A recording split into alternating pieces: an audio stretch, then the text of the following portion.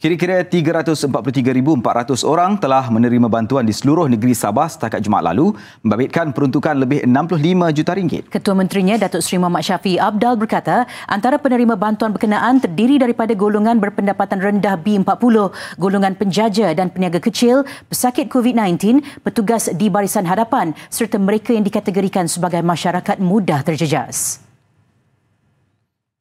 Yang mendapatkan seramai 343,412 orang penerima bantuan yang terdiri daripada golongan miskin dan miskin tegar. Kumpulan masyarakat mudah terjejas, golongan berpendapatan rendah 40%, golongan penjajah, peniaga kecil, pesakit COVID-19 serta petugas di barisan hadapan. Pelaksanaan bantuan masih berterusan dan diharapkan dapat meringankan bebanan dalam menampung keperluan masyarakat. Datuk Seri Muhammad Shafie berkata demikian ketika persidangan Dewan Undangan Negeri Dun Sabah siang tadi. Beliau menjawab soalan Adun Kundasang, Datuk Dr. Joaquim Gunsalam mengenai bantuan yang telah dan sedang disalurkan kerajaan negeri kepada rakyat Sabah yang terjejas teruk. Datuk Seri Muhammad Shafie berkata, kerajaan juga telah memberi bantuan kewangan secara sekali bayaran RM500 kepada ketua isi rumah golongan miskin dan ketua isi rumah miskin tegar yang berdaftar dalam sistem IKASE. Datuk Speaker, kerajaan menyedari bahawa golongan miskin dan miskin tegar merupakan antara golongan yang amat memerlukan bantuan, apatah lagi ketika berhadapan dengan situasi sukar ketika ini.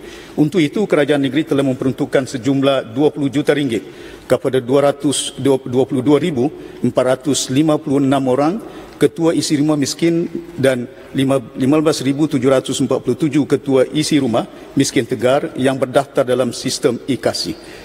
Sementara itu, jelas Datuk Seri Muhammad Shafie lagi, kerajaan negeri juga telah menerima sumbangan dalam bentuk kewangan dan peralatan daripada syarikat swasta dan badan berkanun negeri dalam usaha menangani wabak COVID-19.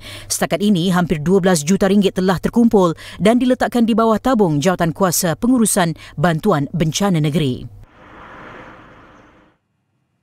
Sementara itu, tinjauan kami mendapati rata-rata rakyat Sabah yang tersenarai dalam bantuan COVID-19 sudah menerima bantuan berkenaan. Ujar mereka, keprihatinan kerajaan negeri itu sedikit sebanyak dapat mengurangkan beban mereka terutama sepanjang tempoh PKP ini. Kerajaan negeri dapat. Jadi itu sialah yang ikhtiar kami dapat sekarang nih. Jadi yang beyalah sekarang kurangnya mengurangkan beban lah juga. Tapi itulah saya bilang buat masa ini pun kami pun bertahan sialah selagi berapa lama PKP ni kan. Bantuan kerajaan negeri sudah dapatlah.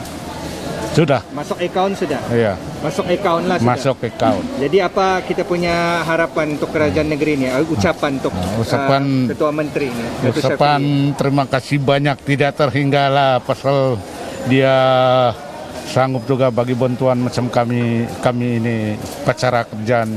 Bantuan kerajaan negeri dapat sudahlah. Adalah macam ada lesen kan, adalah dapat RM200. Macam lesen tangguh 6 bulan lah bayar pembayaran lesen.